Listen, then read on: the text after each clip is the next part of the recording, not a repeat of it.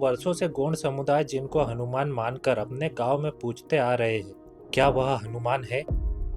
साथियों, यह सवाल आपको सुनने में थोड़ा अजीब जरूर लग सकता है, लेकिन आज मैं आपको एक ऐसी कहानी बताने जा रहा हूँ जिसे सुनने के बाद आप सोचने पर मजबूर हो जाओगे।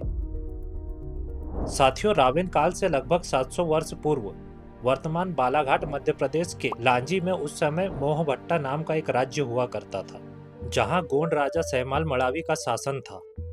राजा के पुत्र का नाम भूरा भगत था। एक दिन भूरा भगत शिकार के लिए वर्तमान काना किसली के जंगल में जाते हैं। वहीं पर एक तालाब के किनारे उनकी मुलाकात दूसरे राज्य के राजा डोला उइका और उनकी पुत्री कोतमा से होती है। धीरे धीरे भूरा भगत और कोतमा एक दूसरे को पसंद करने लगते हैं और कुछ समय बाद उनका विवाह हो जाता है।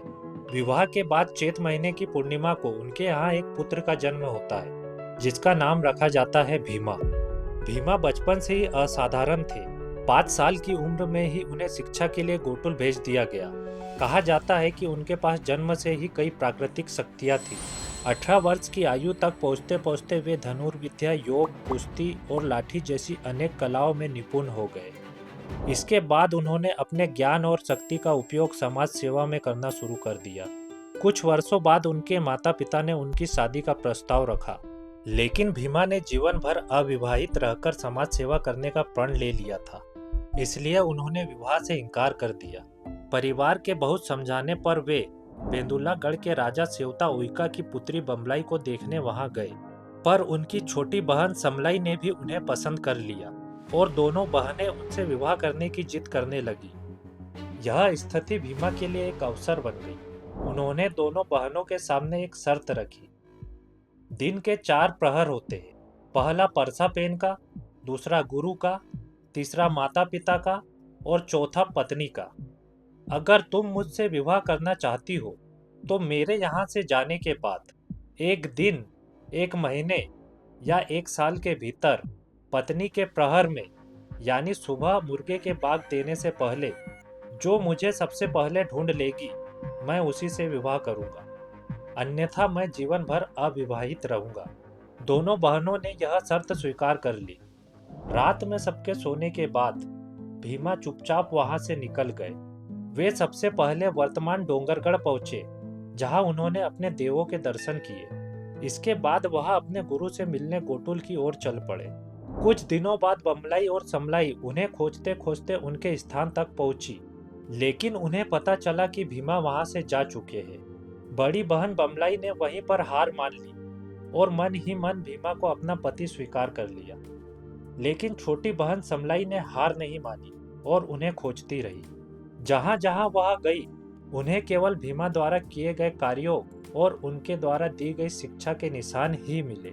आखिरकार वह भी थक हार बैठी। इस तरह भीमा का समाज सेवा करने का संकल्प अटूट बना रहा।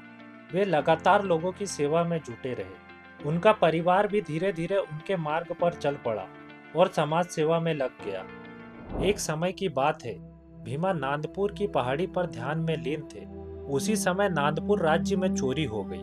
राजा ने अपने सिपाहियों को चोर को पकड़ने का आदेश दिया। काफी खोजने के बाद भी जब चोर नहीं मिला तो सिपाही परेशान होकर ध्यान में बैठे भीमा को ही पकड़कर राजा के सामने ले आए। पूछताछ करने पर भी भीमा चुप रहे तो उन्हें जेल में डाल दिया गया। लेकिन कुछ दिन बाद लोग उन्हें बाहर घूमते देखने लगे। सिपाही उन्हें बार बार पकड़कर जेल में डालते, लेकिन वे हर बार बाहर दिखाई देते। आखिरकार राजा यह समझ गया, यह कोई साधारण मनुष्य नहीं है। सभी लोगों ने उन्हें झुककर प्रणाम किया। राजा की पुत्री कजला, जो पुत्र प्राप्ति न होने से दुखी थी, उसने भी भीमा से आशीर्वाद मांगा और भीमा ने उन्हें आशीर्वाद दे दिया। राजा ने अपने सिपाहियों को भीमा को सम्मान पूर्वक उनके स्थान पर छोड़ने का आदेश दिया। कुछ दिनों बाद कजला गर्भवती हो गई। उसे विश्वास हो गया कि यह सब भीमा के आशीर्वाद से हुआ है। फिर वह रोज उसी पहाड़ी पर जाकर भीमा के दर्शन करने लगी।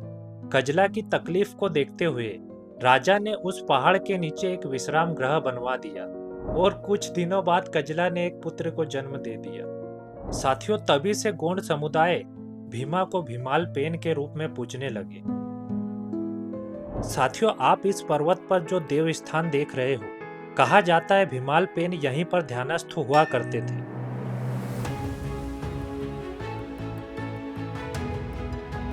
इस जलाशय में आप जो खंडहर रूप में भवन देख रहे हो, कहा जाता है कि यह वही विश्राम गृह है जिसे नांदपुर के राजा ने अपनी पुत्री कजला के लिए बनवाया था।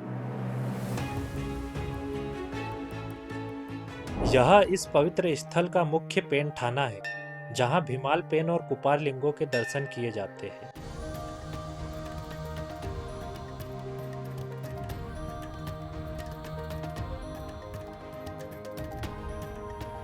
इस स्थान पर प्रतिवर्ष चैत महीने में एक विशाल मेले का आयोजन होता है, जिसमें महाराष्ट्र सहित अन्य राज्यों से भी गोंड समुदाय के लोग बड़ी संख्या में शामिल होते हैं। साथियों, इस वीडियो को देखने के बाद आपका क्या अनुभव रहा, अपनी राय कमेंट बॉक्स में जरूर बताएं। धन्यवाद।